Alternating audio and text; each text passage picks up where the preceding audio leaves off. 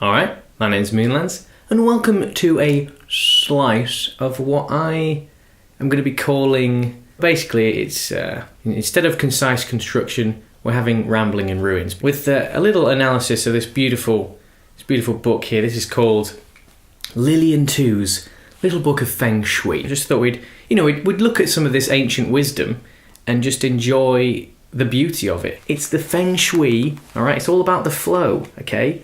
It's not just because putting, a picture of a family member in the toilet tells you what to think of them. It's not to do with that. It's more profound. Pointing a finger creates bad Feng Shui. Okay, this is another serious one here.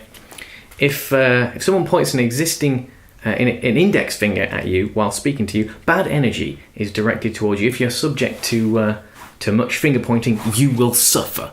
Okay, so you can't just walk around expecting people who are pointing your fingers at you, to just be able to just take that. Okay, it's going to hurt. Okay, you may not think so because they're not actually physically touching you. All right, they might just be genuinely just trying to point to you just to get your attention. This is a serious issue. Just stop pointing fingers. Stop it. Look. I'm doing it now. You can't help it. You've got to stop it. It's spreading the bad chi. You think about all the people that point their fingers in the world. Imagine if we stopped doing that. All right, probably just save world hunger just like that. All that negative energy would be gone. Right. Tell anyone who does this to stop, all right? But likewise, you should not point at other people when speaking to them. Oh, stop that. Yeah. Oh, I'm so sorry. That's so hypocritical. Oh my God. Oh my goodness me. Just please, just stop. Just stop the finger pointing. Please stop the finger pointing. Thank you. This is how you got to go about it. You see, it's very easy to end up doing the finger pointing yourself. Likewise, you should not point at other people when speaking to them, and never point scissors or anything sharp at your friends. Back to the knives again. Okay, it's not because pointing scissors at someone is a dangerous thing to do because they might end up on the scissors, touching the scissors. They're a sharp object that might cause physical, actual harm as opposed to metaphorical harm. The metaphorical harm is much more important. Okay, it's about the action of that. All right, pointing a finger is pretty much worse than pointing scissors at them, if you ask me, because that's what they're focused on here. So these are the things you've got to look out for. So tips on sitting, just a little nugget on sitting here. Never sit directly facing the sharp edge of a table. Open bookshelves that resemble blades, a door or elevator, a staircase, a long narrow corridor, a toilet door, or the edge of a square pillar. Yeah, so bookshelves, we already know that. That's absolutely awful. That's a recurrent theme. Bookshelves are knives. They're just literally just knives there, okay? I mean, I'll tell you, the amount of times, right, I have... I'm just going to pick up Great Expectations. I forgot where I was. I was enjoying reading that recently. I put my hand in the kitchen drawer. I come out spurting with blood. Okay, I've grabbed a knife. It's gone straight through my hand. All right. The amount of times I confuse knives for books is unbelievable. And if it wasn't for this book, I'd be doing it a lot more often. Quite frankly. Okay. Books are knives. Bookshelves are knives. All right. It's all dangerous. They're all sharp. They're pointy. They're going to stab you. Okay. I often find myself.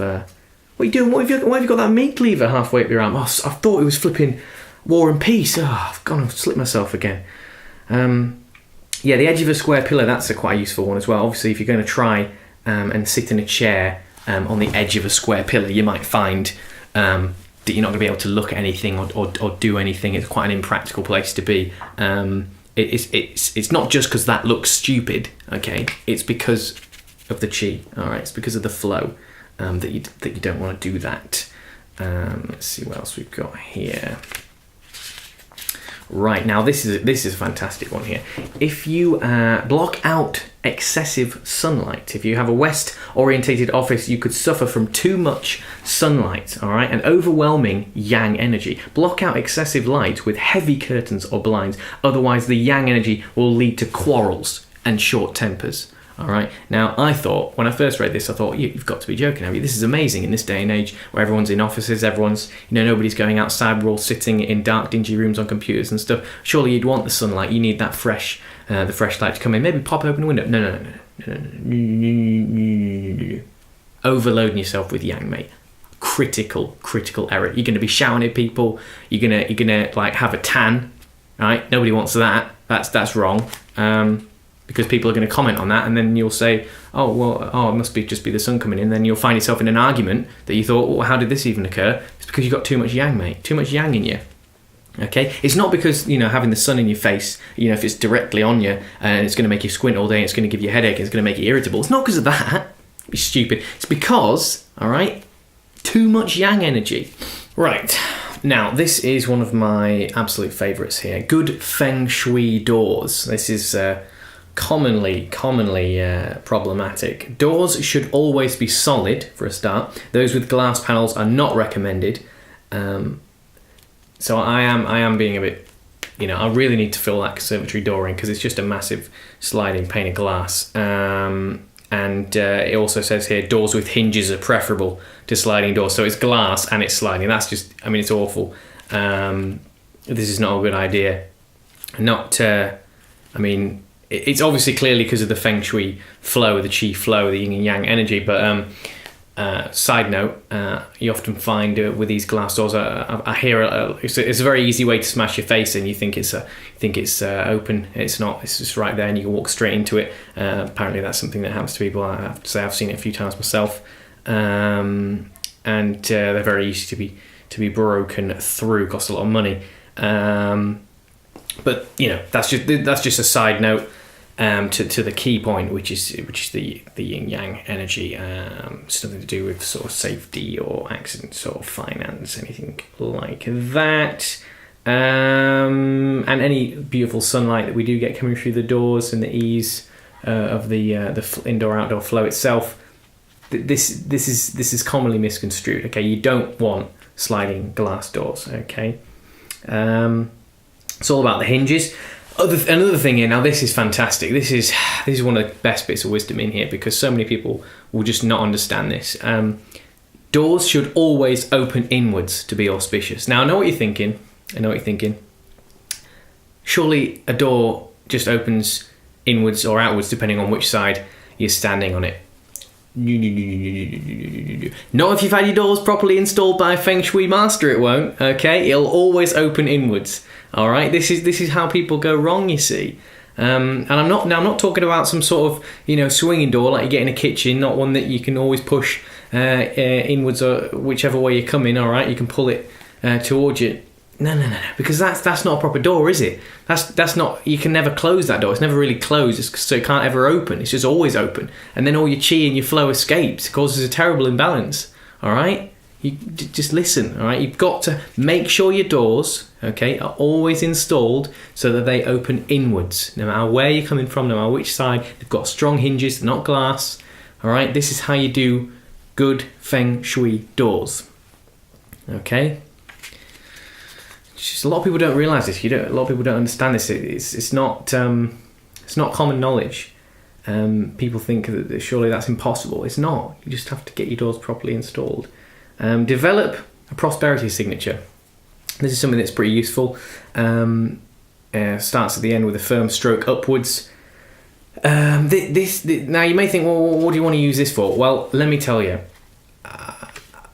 I could go into detail about the signature itself, but the key thing is that you need to have one, okay? Because of this. This is potentially the best secret, the best piece of knowledge in this entire book. The fact that Lillian is imparting this to us is pretty spectacular, to be honest. A lot of people would say you've got to spend years accumulating this knowledge and meditating and understanding just what it means, just what Feng Shui means before you can get passed on these kind of levels of secret, this level of power, essentially.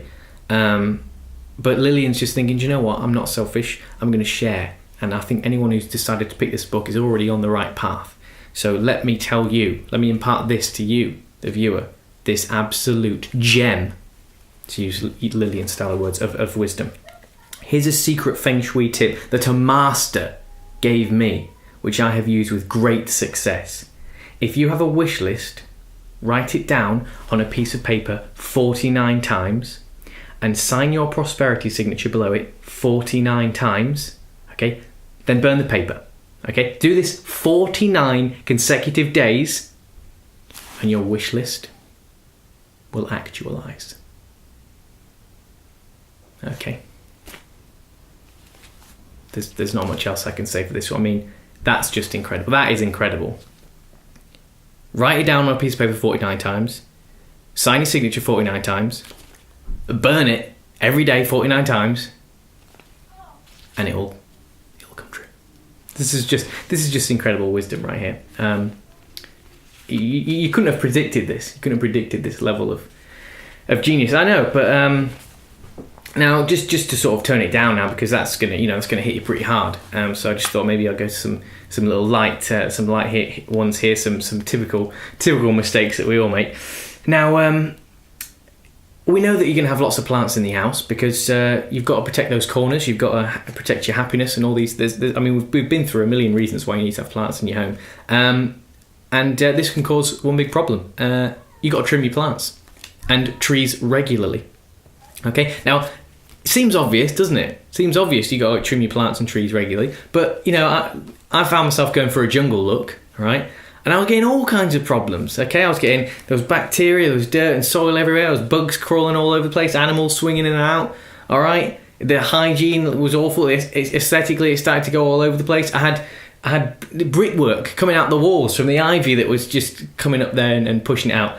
And I just didn't understand what was going on. And of course, because I needed to trim them, all right? I needed to just trim them regularly. You've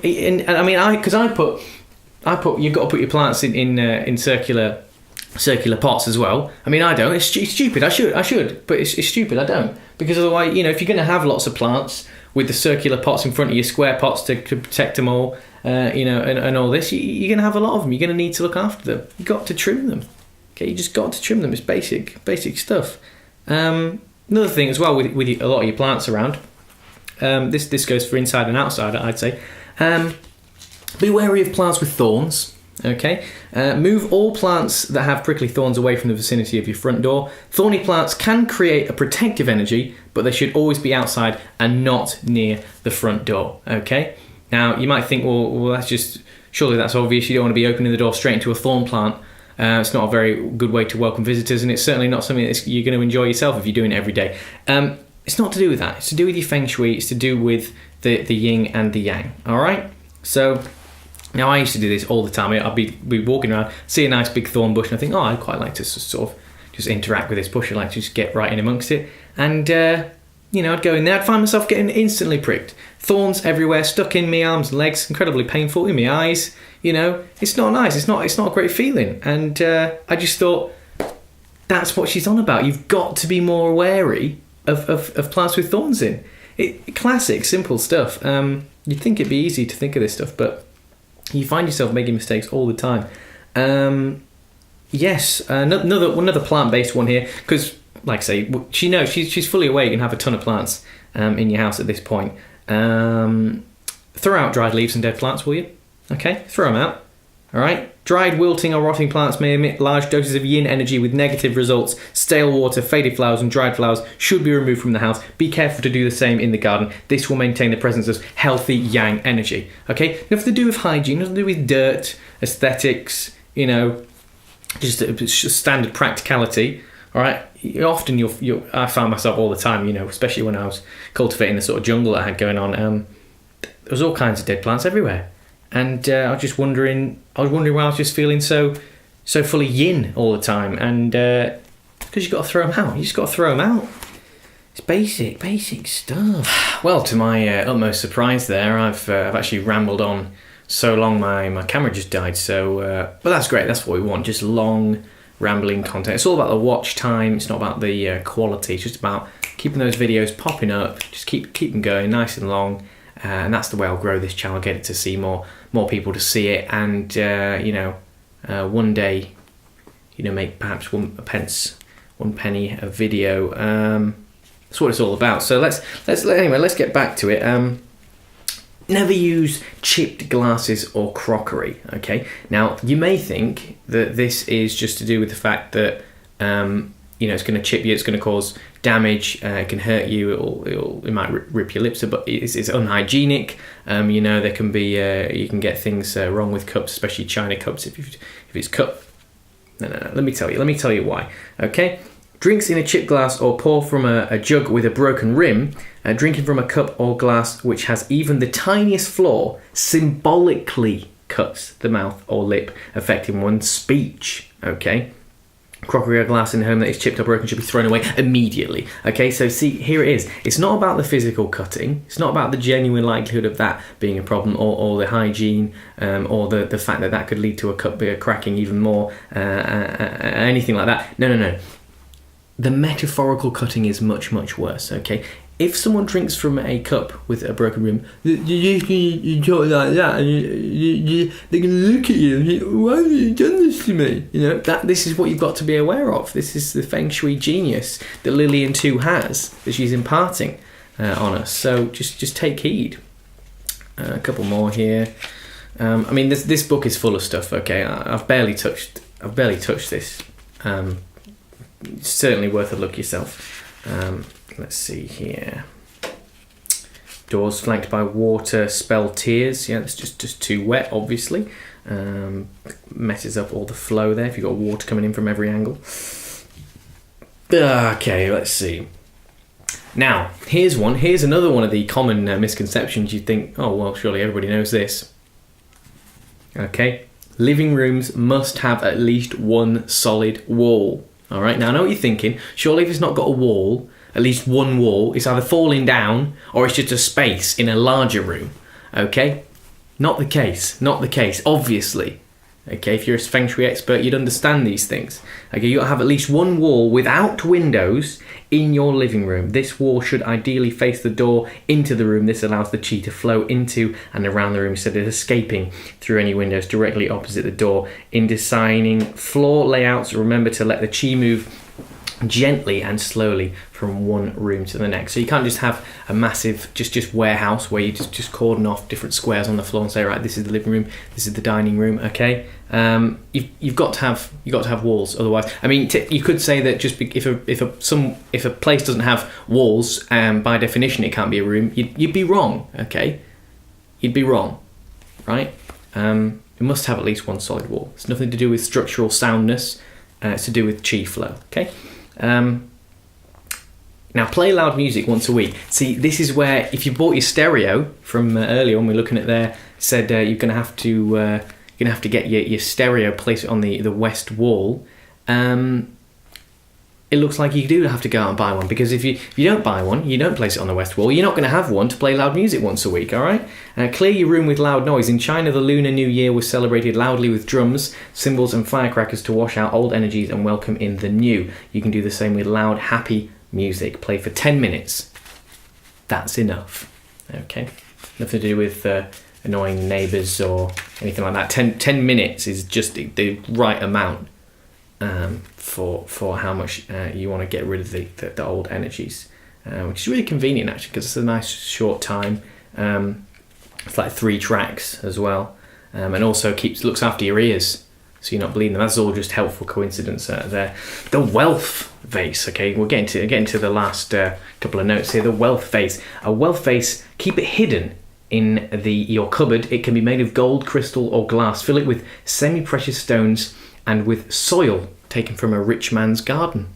So there you go. It's not endorsing theft, I don't think. It does just say taken from a rich man's garden without specifying how to do that. But look, this is Feng Shui. This is Qi flow. You're not just going to go and steal it. Okay, you don't just walk into some rich man's grounds where they can't see you because they own quite a large estate, and you just pop that up in a little soil bag or some sort of petri dish and take it home with you. No. You ask, okay? You respect the patriarch, okay? Respect the patriarch, increase the patriarch's luck, and then ask them for soil from their garden. Make sure you're very clear about that, because you don't want them to mistreat what you're saying there for any kind of euphemism, and find some sort of steaming pile on your doorstep the next day. And that concludes the points that I've got. But just a brief overview, really, a brief 40-minute or so overview of Lillian-2's little book of Feng Shui there. Quite the gem. She said it at the beginning, and I thought, perhaps not quite humble for someone who you think is practicing Feng Shui and flow and modesty and things like that that you'd expect from this kind of thing. But do you know what, Lillian, you're absolutely right. It's a gem of a book. There it is. There it is there. So there you go, that concludes this slice of, I think we're going to have to call it Moonlands Raw, aren't we? Because Uncut's not going to work, because if we're going to keep rambling, we're going to have to keep editing. But just as long as I don't have to do anything else other than just sort of talk and then just shove that up online, more or less in its entirety. If you like this, if you enjoyed this, I've got a few more books that I might just dissect and share the wisdom of, and that'll be something to look forward to in the future. If you've got anything you can recommend me or would like to send me to have a look at, I'll be glad to. And thanks for watching, and I'll see you in the next one.